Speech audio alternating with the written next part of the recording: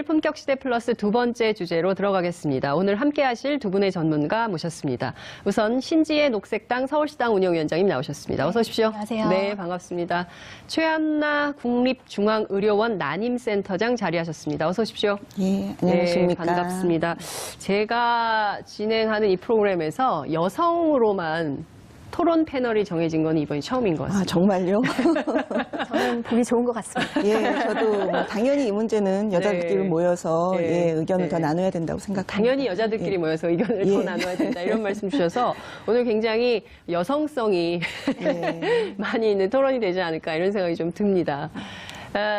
품격시대 플러스에서는 지금 현재 여러분들의 소중한 의견을 받고 있습니다. 샵 5400, 샵 5400으로 이 낙태 문제를 어떻게 볼 것인가. 여러분들께서 다양한 의견 문자로 보내주시기 바랍니다. 100원의 정보 이용료가 부과됩니다. 지금 뭐 낙태죄와 관련된 토론, 논란이 엄청 뜨겁습니다. 청와대 게시판에 청원글이 23만 명. 깜짝 놀랐어요. 네. 23만 명. 그러니까 그때 소년법 폐지하냐 마냐 이거 가지고 20만 넘고 이번이 처음인 것 같아요. 두 번째 쟁점인데 우선 이 상황 어떻게 보는지 이제 두 분 말씀을 좀 듣도록 하겠습니다. 우선 최한나 선생님부터 하실까요? 아, 예. 정말 저는 이번에 다시 이슈화가 되는 게 너무 반갑고요. 네.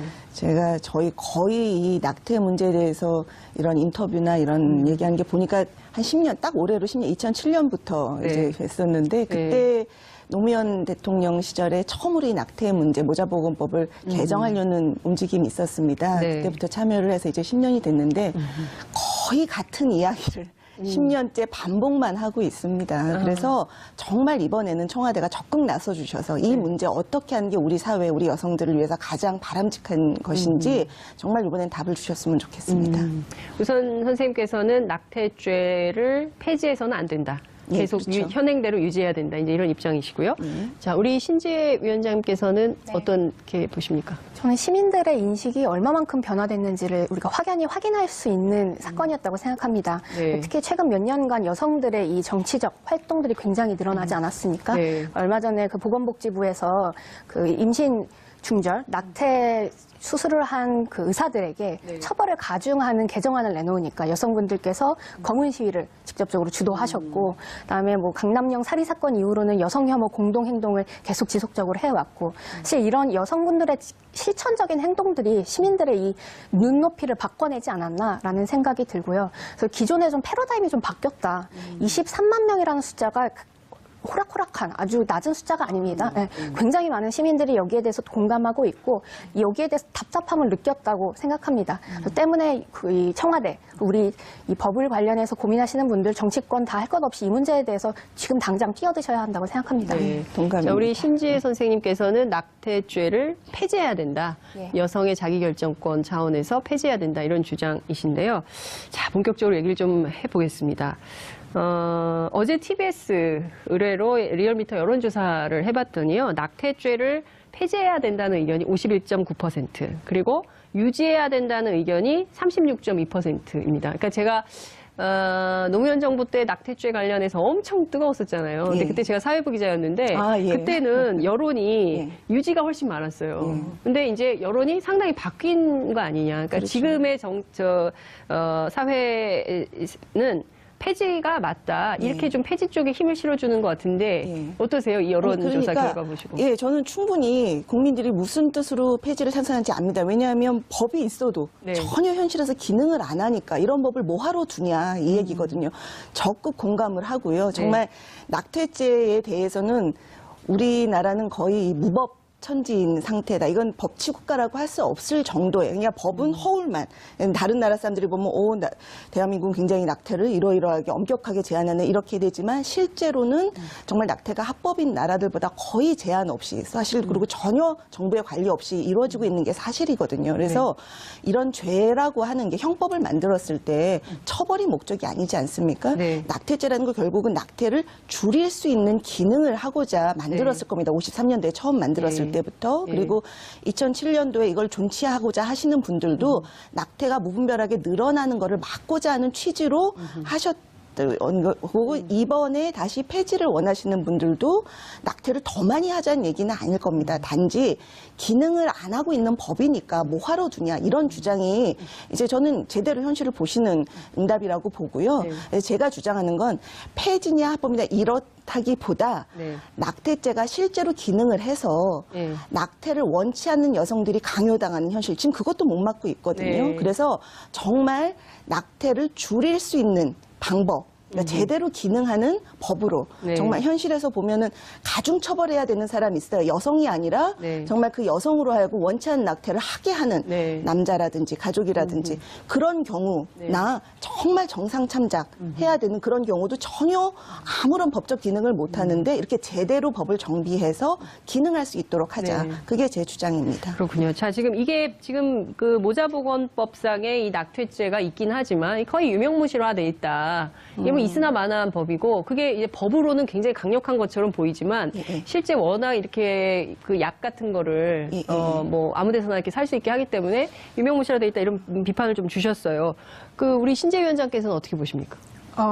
여론이 바뀌었다는 건 사실은 단순히 그 법에 대한 최한나 선생님께서 말씀해 주셨지만 법에 대한 뭐 문제 제기도 있겠습니다만 전 전반적으로 국민들 대부분의 이 인식이 바뀌지 않았나 싶습니다. 인식. 네. 이 낙태죄가 사실상 어떻게 이용됐나를 살펴보면 국가가 이 인구를 어떻게 조절하느냐에 계속 쓰여왔어요. 그래서 인구가 너무 많으면 낙태죄를 들어서 낙태죄가 아니라 낙태를 이제 권장해서 산하 조절 정책을 했었고 지금은 인구수가 적다고 하니까 오히려 지금 낙태죄를 들고 나온 거죠. 그래서 이렇게 개인이 국가가 인구를 조절하는 도구로 쓰일 것이냐, 출산의 도구로 쓰일 것이냐. 근데 지금에 있는 젊은 여성분들 그리고 많은 시민분들께서 그것은 아니다. 국가는 개인의 정책의 도구로서 이용돼서는 안 된다. 국가가 오히려 개인의 행복을 위한 도구로서 활용돼야 된다라는 패러다임의 전환이 왔다고 인지하고요. 그래서 말씀해 주셨던 것처럼 지금 이 기회에 낙태죄가 과연 지금 유효한 것이냐부터 전 들여다봐야 된다고 생각해요. 근데 제가 주목하고 있는 건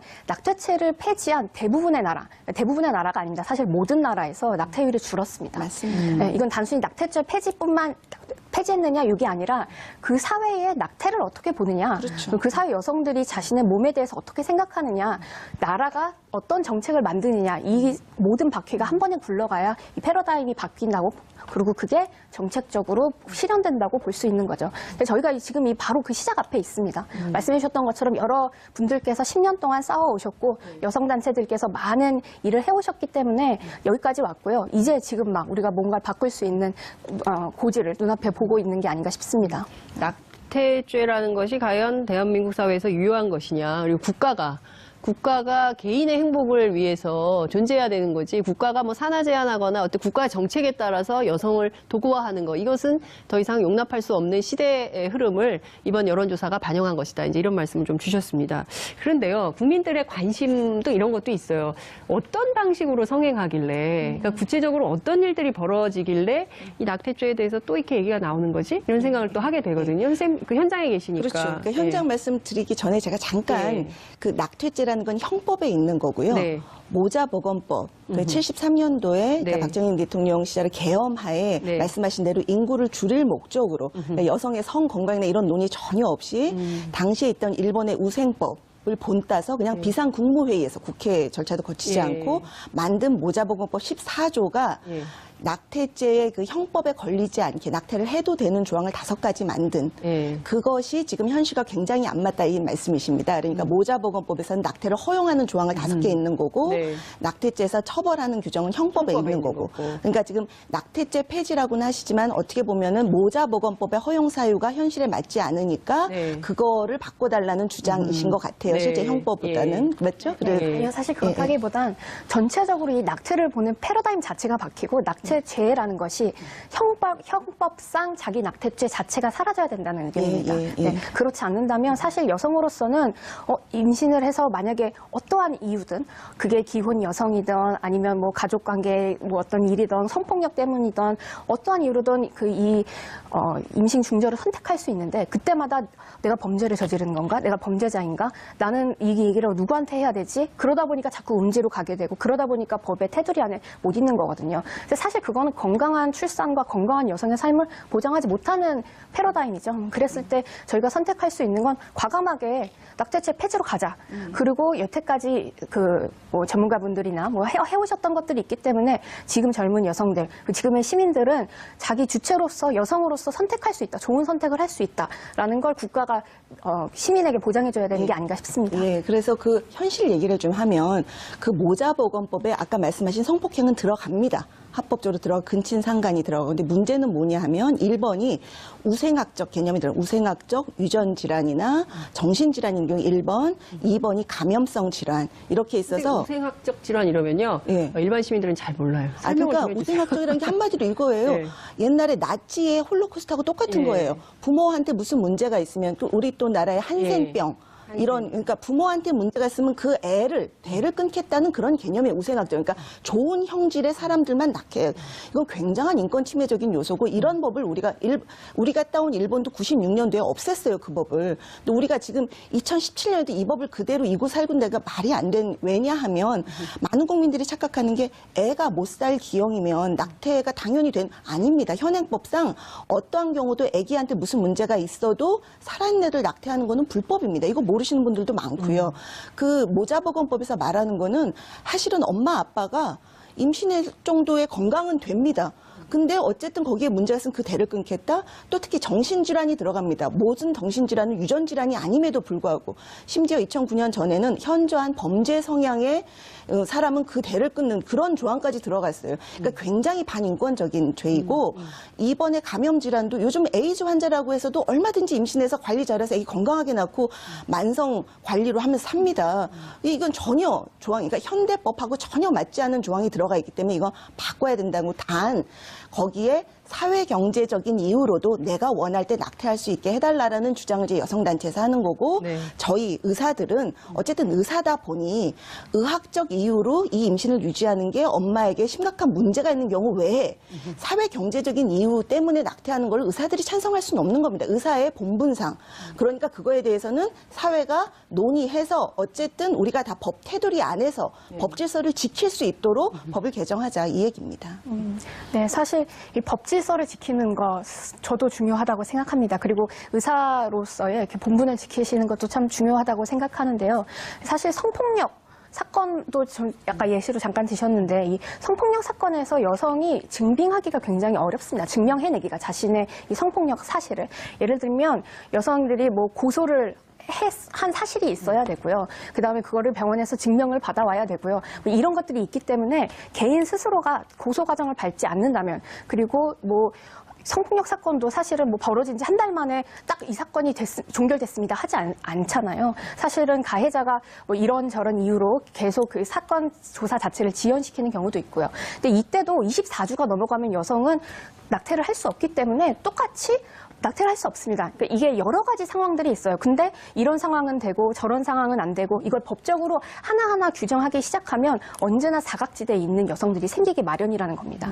그래서 여성들에게는 맞는 말씀입니다. 사회경제적 이유, 뭐 예전에는 여성단체들이 그렇게 얘기했습니다. 사회경제적 이유로 인한 낙태죄 없애야 된다. 그 사회경제적 이유를 예외 조항으로 집어넣어야 된다라고 얘기했습니다만 지금은 달라졌습니다. 그걸 법적으로 하나하나 어떤 국가가 정책으로 제한하거나 들여다볼 수 없다는 걸 우리 모두 다 인지했기 때문에 그것이 아니라 전반적인 사회 패러다임 개혁, 그것은 곧 낙태죄 폐지, 형법상 자기 낙태죄 폐지까지 나아가야 된다고 현재 주장하고 있습니다. 그거는 정말 위험한 생각입니다. 그거는. 저 현장에서 본다면 정말 이게 낙태가 우리가 현장을 보지 않고 머리로만 생각해서 여자의 권리 이렇게 생각하면 정말 현장을 모르요. 저는 실제 낙태를 많이 해봤고 지금도 낙태한 여성을 매일 만납니다. 정말 원해서 내가 내 권리 행사로 오는 사람 극히 적습니다. 아까 강간은 솔직히 통계로도 한 0.2%밖에 안 돼요. 그러니까 강간보다는 대부분의 경우가 합의된 성관계를 하고 낳고 싶어도 못 낳아서 낙태를 하는 경우입니다. 어떤 경우인가요? 되게. 그러니까 사실은 제대로 네. 피임을 안 하는 게 제일 많고 우리나라 낙태한 여성들의 60%가 아예 피임을 안 했고요. 네. 그 피임을 했다는 40% 중에서도 40%가 지뢰 사정. 이거 정말 요행을 바라는 수준. 그러니까 의사들은 그걸 피임이라고 얘기 안 해요. 네. 또 아니면 자기가 생각해서 날짜 피하는 주기법 그걸 40%. 그러니까 거의 우리나라 국민들은 피임을 막연하게 생각합니다. 피임에 대한 책임을 여성, 남성 모두. 그러니까 우발적인 섹스도 문제지만 계획해서 하는 섹스에 있어서도 내가 설마 쉽게 이건 정말 우리 사회가 부끄럽게 생각해야 되는 게 우리 아이들에게 오만 교육을 다 시키는 이 교육률이 높은 나라에서 자기 건강을 지키는 어떤 기본적인 교육조차도 안 돼 있고 그렇게 해서 임신은 같이 해놓고 어쨌든 남자는 책임지지 않고 너 낙태 안 하면 너랑 안 만나겠다 뭐 이런 식의 이야기 결혼을 해서도 그러니까 원치 않아도 모든 여성은 낙태의 순간에 다 두려움을 느끼고 괴로워합니다. 원치 않은 상황에서 몰린다는 거는 나올 수 없어서 낙태를 하는 건데 만약 낙태죄까지 없어지면 지금 불법인 상황도 그들을 막아주지 못하고 있는데 낙태죄마저 없어지면 그 낙태죄 합법인데 왜 안 하고 나한테 부양 책임을 지라고 하냐. 남자들이 더 안 하죠. 안 그래도 지금 콘돔 뭐 성감 떨어진다고 안 쓴 남자들이 더 쓰겠어요. 그러니까 지금 낙태죄 폐지를 논하기 전에 네. 지금 이 여성들이 낙태를 하지 않아도 되는 상황, 네. 전제 조건이 이게 전혀 우리가 불가능한 이룰 수 없는 꿈이 아니라 아까 말씀하신 선진국들이 다 하고 있는 겁니다. 왜 우리가 못합니까? 그거부터 제대로 하고 그다음에 낙태죄를 뭐 없애고 어쩌고 해야지 지금 같은 상황에서 낙태를 없애는 거는 여성들을 훨씬 위험한 상황으로 모는 겁니다. 오히려 낙태죄를 없애면 네. 그나마 갖고 있었던 남성들의 어떤 책임감 이런 것들도 사라지고 자유로워지고 그리고 또 남성들의 예. 그렇죠. 낙태죄 무지- 없애면 제일 좋은 건 남성들입니다. 나는 피임에 대해서 더 이상 낙태로 하면 되는데 부양의 책임도 마찬가지고 저는 절대로 찬성하지 않고 제가 2010년도에 네. 진업이라고 해서 불법 낙태하지 말자고 하는 우리 운동을 해서 잠시 2달 동안 전국의 산부인과가 80% 줄었던 적이 있습니다. 뭐 여러 가지 비난도 많이 받았지만 그때 가장 보람 있게 느꼈던 게 그때 정말 여성들이 전화를 했어요. 정말 뭐 부모 손에 끌려서 어디 가서 낙태를 했는데 예전 같으면 산부인과 간판인데 아무데나 들어가면 다 돈만 내면 해줬는데 요새 단속하니까 안 된다 불과 2달이었지만 그래서 결국은 낙태를 안 해서 이 아이를 낳을 수 있었고 나중엔 뭐 해피엔딩 뭐 남편이랑 어떻게 되고 저는 그때 정말 보람을 느꼈습니다. 이런 경우가 소수가 아니에요. 많은 여성들이 하고 싶어서 선택하는 게 아니라 어쩔 수 없어서 낳지 못해서 낙태로 선택을 하고 있는데 이들을 어떻게 보호할지를 먼저 국가가 답을 내놔야 됩니다. 그러니까 최한나 선생님 경우에는 오히려 낙태죄를 폐지하게 되면 여성들이 오히려 훨씬 더 더 인권 위험해집니다. 사각지대에 놓이게 될 것이다. 그러니까 낙태를 안 해도 되는 상황을 네. 만들어주는 게 전제고 그게 이제부터 시작이라고 우리 신 대표님 말씀하셨지만 네. 우리의 사회 경제적 수준으로 봐서 너무나 늦은 겁니다. 이 상황이. 네. 피임에 대한 권리, 피임에 대한 교육 도 제대로 지금 안 돼 있고 네. 피임도 당당하게 주장이 안 되고 어떠한 상황에서 임신했어도 차별받지 않고 나아서 당당하게 국가의 지원을 요구할 권리 그렇죠. 또 그 아기 아빠에 대해서 부양의 책임 애를 그러니까 결혼을 하든 안 하든 그 부양의 책임은 그 아빠가 져야 되는 겁니다. 외국 같은 데는 월급 차압해서 줍니다. 이런 모든 게 지금 안 돼 있습니다. 네. 그런 상황에서 낙태죄만 폐지한다 훨씬 여성들을 불리한 상황으로 몰고 가는 겁니다. 자, 이런 주장에 대해서 우리 신재 위원장께서 어떻게 반론하시겠습니까? 아니, 그럼 말씀하시는 것처럼 네. 낙태죄가 폐지되기 전에는 여성들이 이 법 안에서 테두리 안에서 보호를 받느냐? 사실 그것도 아닙니다. 낙태죄를 이용해서 아까 뭐 남성 부양 책임 얘기하셨지만 오히려 여성들을 억압하는 남성들도 있어요. 그러니까 이 성폭력 상담소에서 굉장히 많이 빈번하게 발생하는 사례인데 과거에 뭐 자기가 뭐 여성분께서 네. 이제 낙태 시술을 하신 거예요. 근데 그걸 남자가 알고 있으니까 너가 나랑 헤어지면 내가 고발하겠다. 그리고 너 이걸 나랑 관계를 이어나가야 내가 입을 다물고 있겠다. 뭐 그다음에 뭐 금품을 뭐 요구하는 경우도 있고요. 협박이나 금품 요구의 수단으로 쓰인다는 네, 맞습니다. 거죠. 네. 그래서 여성들은 항상 계속 이렇게 네, 맞습니다. 이 낙태죄라는 것 아래에서 보호받지 못합니다. 예, 예. 근데 이거를 단순히 어떤 법조항, 낙태를 하면 범죄자고, 낙태를 하면 범죄자가 아니고 이것으로 남성이나 여성이 책임감을 부여받을 수 있다는 것 또한 저는 오해라고 생각합니다. 그것도 사실은 슬픈 이야기예요. 남성들이 나는 여기 책임지고 싶지 않은데 법 때문에 책임을 져야겠어? 내가 진짜 참고 그냥 내가 살아야겠다. 이것도 저는 사실 슬픈 일이라도 생각하고요.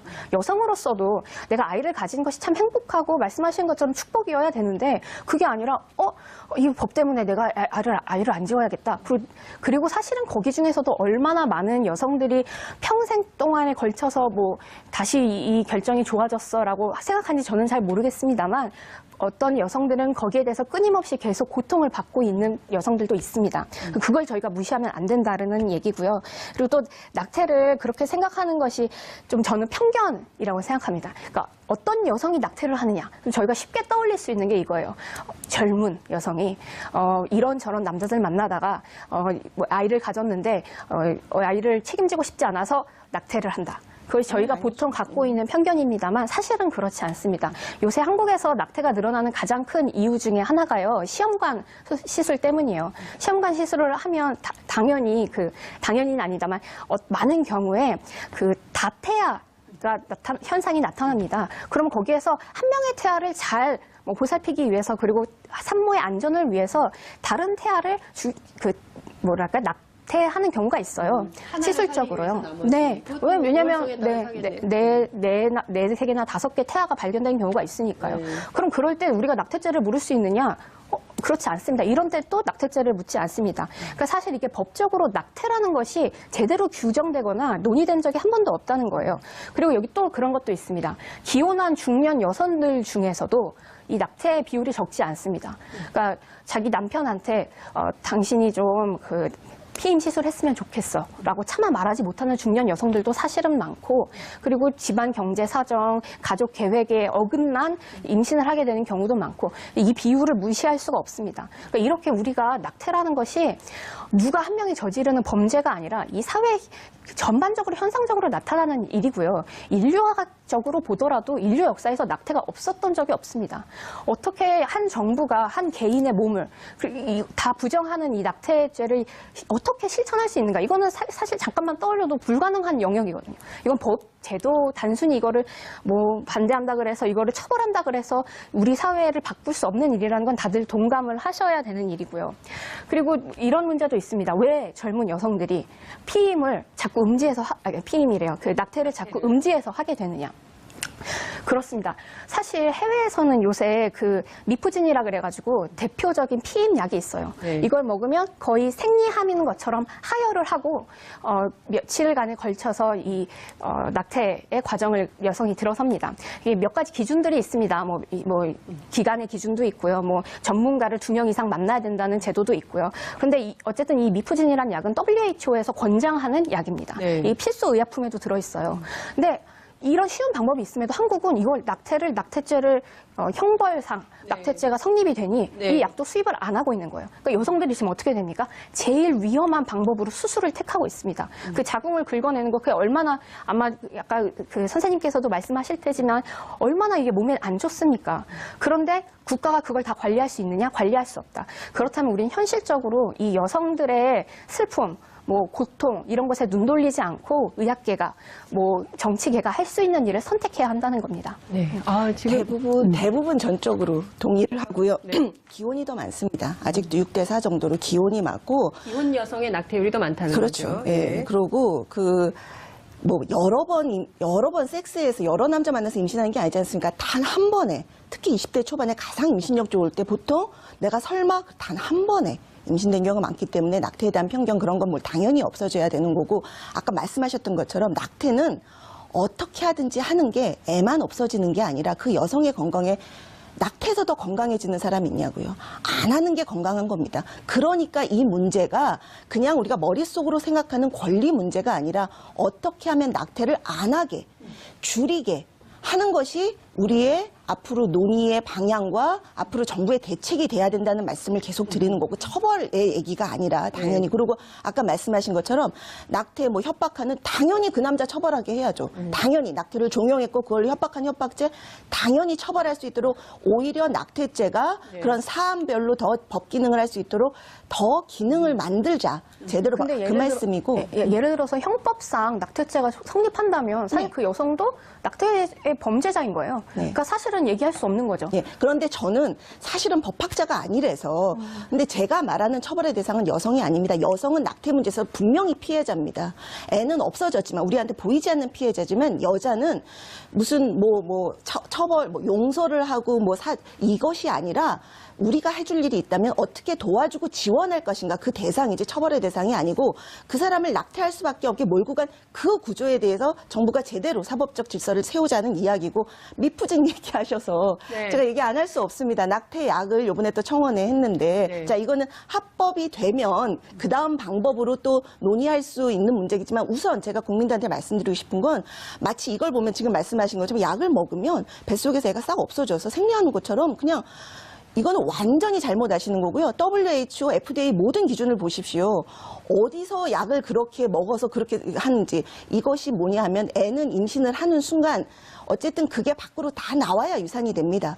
수술이라는 거는 의사가 마취하고 의사 관리에 한번 수술로 끝내는 거고, 약은 일단 먹어서 애를 죽이고, 자라고 있는 애를 죽이고, 죽인 애가 다 밖으로 나오려면 자궁이 억제를 쥐어짜야 됩니다.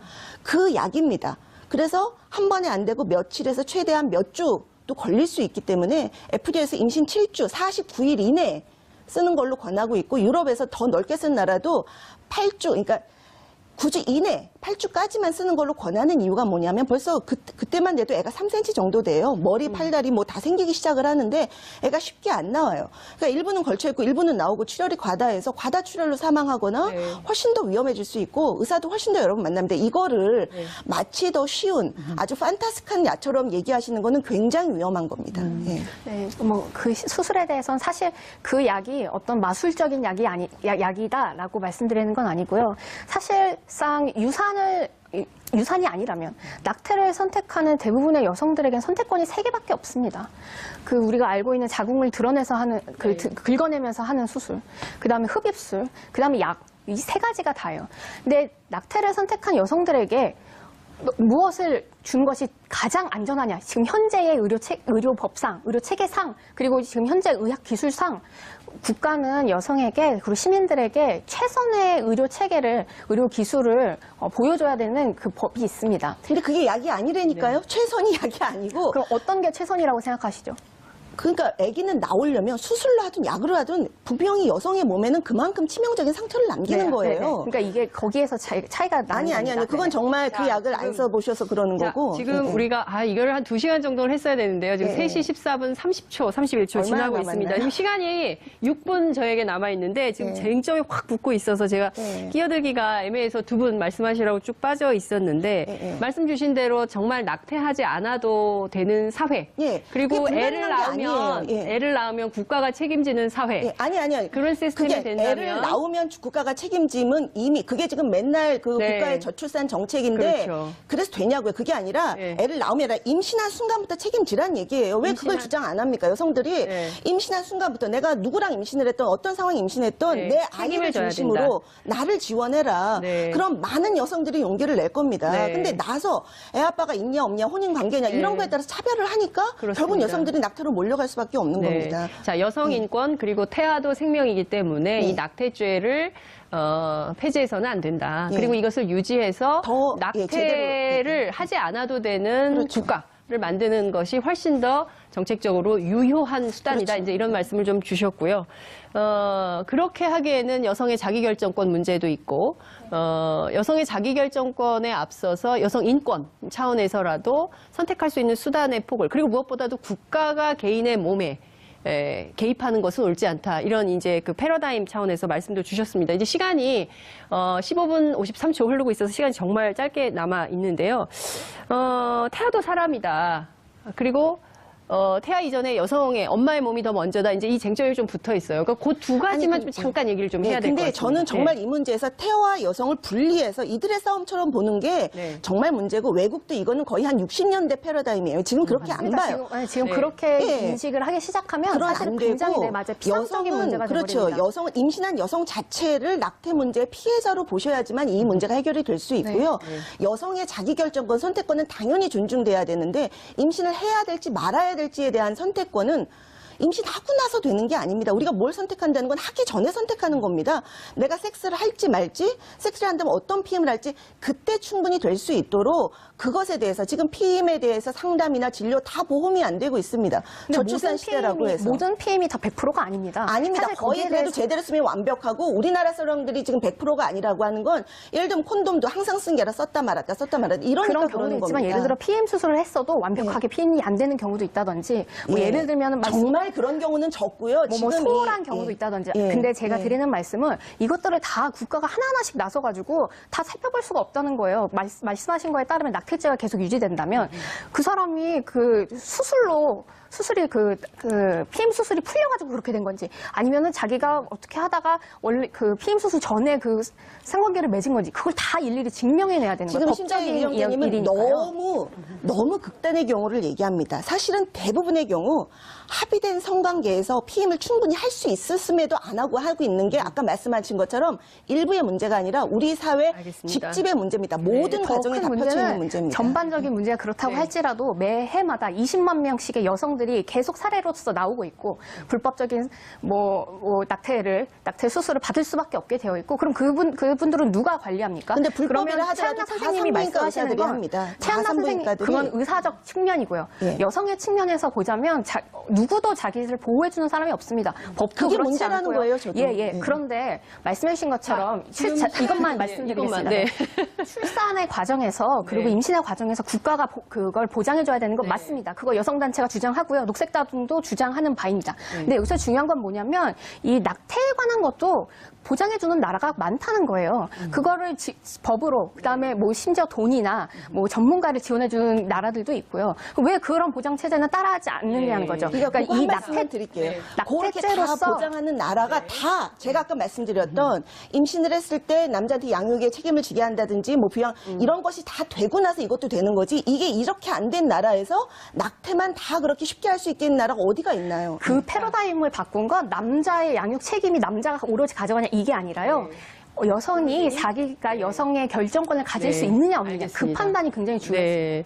자, 두 분 선생님께 제 마음 같아서는 한 시간을 막 100시간씩 들여가지고 이 문제에 대해서 오늘 뿌리 뽑는 끝장 토론을 한번 해보고 싶다라는 생각이 좀 들기도 합니다. 토론이 재밌게 붙고 있는데 시간이 다 돼가지고 너무 죄송하고요. 사실 우리가 오늘 그 헌법재판소 얘기를 좀 하고 어떤 변화가 있을지 짚어봐야 되는데 시간이 다 돼서 저희가 여기까지는 진도를 못 나갈 것 같습니다. 아무래도 다음번에 한번 다시 모셔서 두 분 모셔서 그때는 처음부터 아예 세게 들어가시죠. 오늘 1라운드 뛰셨으니까 다음에 제가 제2라운드로 한 번 더 모시도록 하겠습니다.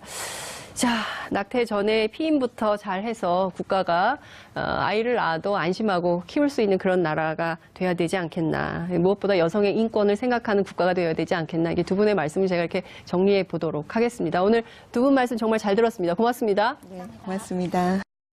이번에 다시 폐지를 원하시는 분들도 낙태를 더 많이 하자는 얘기는 아닐 겁니다. 단지 기능을 안 하고 있는 법이니까 뭐하러 두냐 이런 주장이 이제 저는 제대로 현실을 보시는 응답이라고 보고요.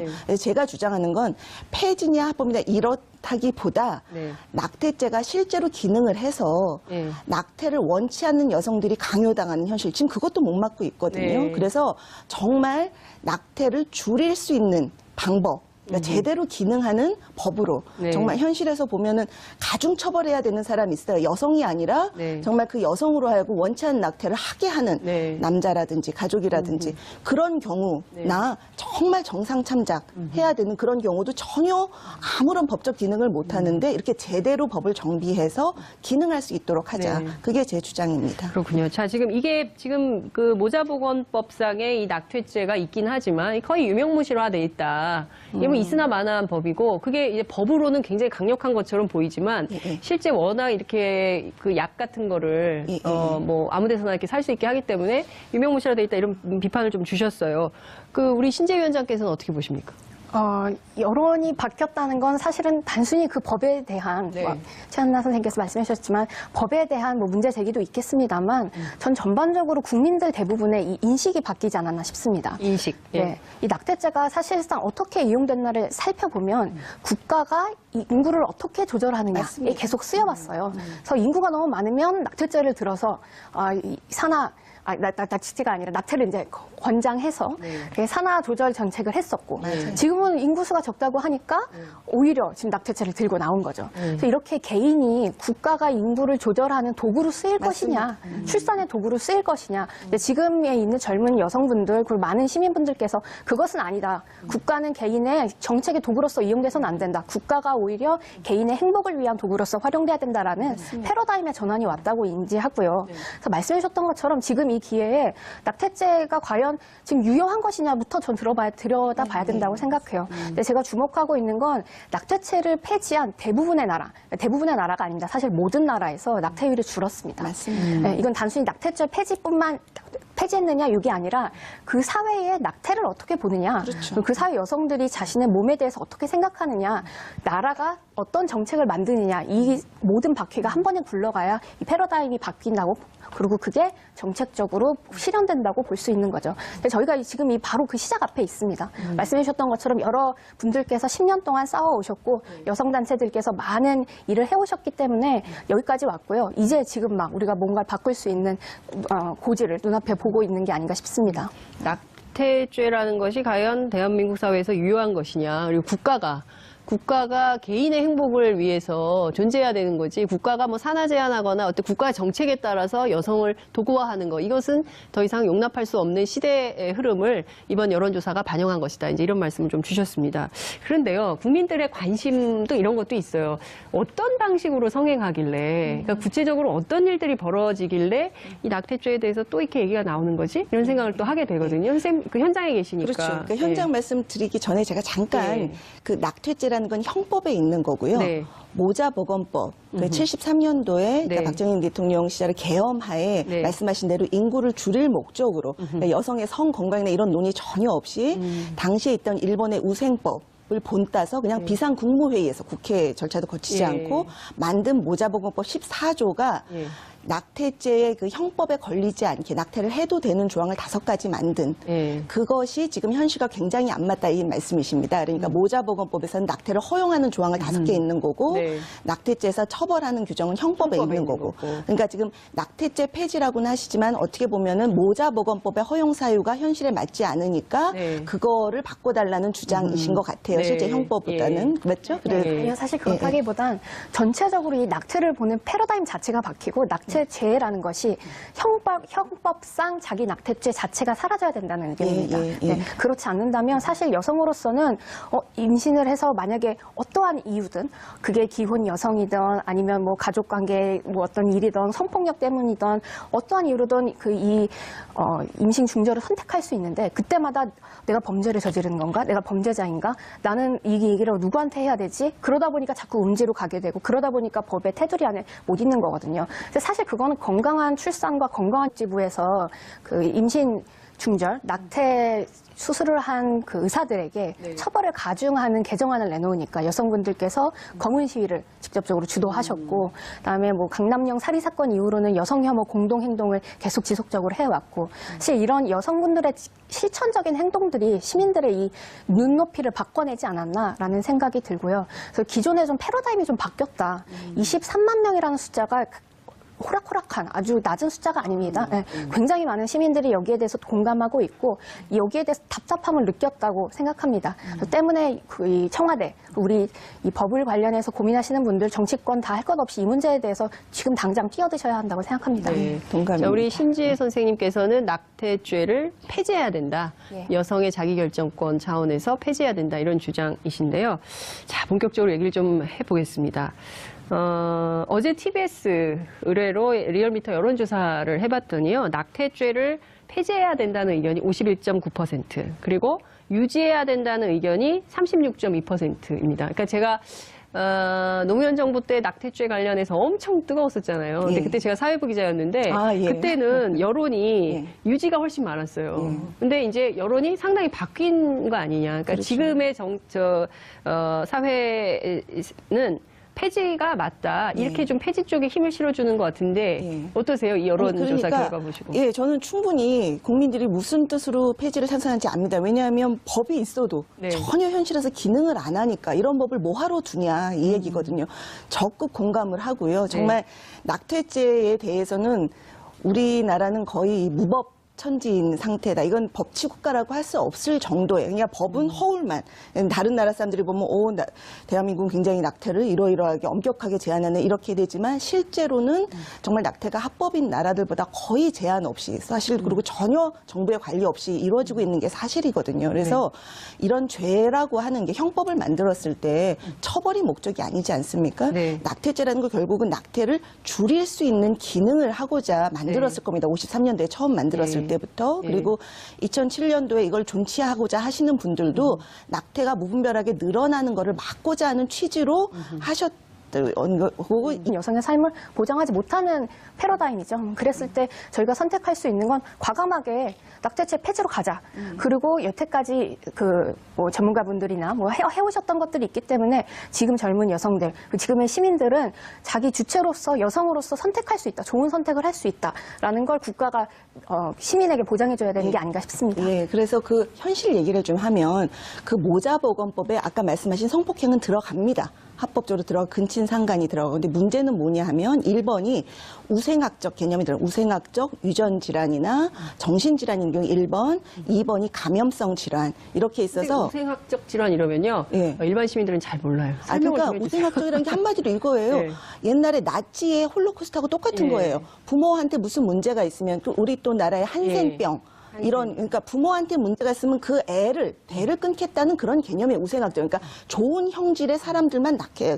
이건 굉장한 인권 침해적인 요소고 이런 법을 우리가 따온 일본도 96년도에 없앴어요, 그 법을. 근데 우리가 지금 2017년에도 이 법을 그대로 이고 살군 데가 말이 안 된. 왜냐하면 많은 국민들이 착각하는 게 애가 못 살 기형이면 낙태가 당연히 아닙니다. 현행법상 어떠한 경우도 애기한테 무슨 문제가 있어도 살아있는 애들 낙태하는 거는 불법입니다. 이거 모르시는 분들도 많고요. 그 모자보건법에서 말하는 거는 사실은 엄마 아빠가 임신할 정도의 건강은 됩니다. 근데 어쨌든 거기에 문제가 있으면 그 대를 끊겠다. 또 특히 정신질환이 들어갑니다. 모든 정신질환은 유전질환이 아님에도 불구하고 심지어 2009년 전에는 현저한 범죄 성향의 사람은 그 대를 끊는 그런 조항까지 들어갔어요. 그러니까 굉장히 반인권적인 죄이고 이번에 감염질환도 요즘 에이즈 환자라고 해서도 얼마든지 임신해서 관리 잘해서 애기 건강하게 낳고 만성 관리로 하면서 삽니다. 이건 전혀 그러니까 현대법하고 전혀 맞지 않는 조항이 들어가 있기 때문에 이건 바꿔야 된다고. 단 거기에 사회경제적인 이유로도 내가 원할 때 낙태할 수 있게 해달라는 주장을 이제 여성단체에서 하는 거고 저희 의사들은 어쨌든 의사다 보니 의학적 이유로 이 임신을 유지하는 게 엄마에게 심각한 문제가 있는 경우 외에 사회경제적인 이유 때문에 낙태하는 걸 의사들이 찬성할 수는 없는 겁니다. 의사의 본분상. 그러니까 그거에 대해서는 사회가 논의해서 어쨌든 우리가 다 법 테두리 안에서 법 질서를 지킬 수 있도록 품격 시대 플러스 두 번째 주제로 들어가겠습니다. 오늘 함께 하실 두 분의 전문가 모셨습니다. 우선 신지혜 녹색당 서울시당 운영위원장님 나오셨습니다. 어서 오십시오. 안녕하세요. 네, 반갑습니다. 최한나 국립중앙의료원 난임센터장 자리하셨습니다. 어서 오십시오. 안녕하십니까. 네, 반갑습니다. 제가 진행하는 이 프로그램에서 여성으로만 토론 패널이 정해진 건 이번이 처음인 것 같습니다. 정말요? 저는 보기 좋은 것 같습니다. 저도 당연히 이 문제는 여자들끼리 모여서 의견을 더 나눠야 된다고 생각합니다. 당연히 여자들끼리 모여서 의견을 더 나눠야 된다 이런 말씀 주셔서 오늘 굉장히 여성성이 많이 있는 토론이 되지 않을까 이런 생각이 좀 듭니다. 품격시대 플러스에서는 지금 현재 여러분들의 소중한 의견을 받고 있습니다. 샵 5400, 샵 5400으로 이 낙태 문제를 어떻게 볼 것인가. 여러분들께서 다양한 의견 문자로 보내주시기 바랍니다. 100원의 정보 이용료가 부과됩니다. 지금 뭐 낙태죄와 관련된 토론, 논란이 엄청 뜨겁습니다. 청와대 게시판에 청원글이 23만 명. 깜짝 놀랐어요. 23만 명. 그러니까 그때 소년법 폐지하냐 마냐 이거 가지고 20만 넘고 이번이 처음인 것 같아요. 두 번째 쟁점인데 우선 이 상황 어떻게 보는지 이제 두 분 말씀을 좀 듣도록 하겠습니다. 우선 최한나 선생님부터 하실까요? 정말 저는 이번에 다시 이슈화가 되는 게 너무 반갑고요. 제가 거의 이 낙태 문제에 대해서 이런 인터뷰나 이런 얘기하는 게 보니까 한 10년, 딱 올해로 10년, 2007년부터 이제 했었는데 그때 노무현 대통령 시절에 처음으로 이 낙태 문제, 모자보건법을 개정하려는 움직임이 있었습니다. 그때부터 참여를 해서 이제 10년이 됐는데 거의 같은 이야기를 10년째 반복만 하고 있습니다. 그래서 정말 이번에는 청와대가 적극 나서 주셔서 이 문제 어떻게 하는 게 우리 사회, 우리 여성들을 위해서 가장 바람직한 것인지 정말 이번엔 답을 주셨으면 좋겠습니다. 우선 선생님께서는 낙태죄를 폐지해서는 안 된다. 예, 계속 그렇죠. 현행대로 유지해야 된다. 이제 이런 입장이시고요. 자, 우리 신지혜 위원장님께서는 어떻게 보십니까? 저는 시민들의 인식이 얼마만큼 변화됐는지를 우리가 확연히 확인할 수 있는 사건이었다고 생각합니다. 네. 특히 최근 몇 년간 여성들의 이 정치적 활동들이 굉장히 늘어나지 않았습니까? 네. 얼마 전에 그 보건복지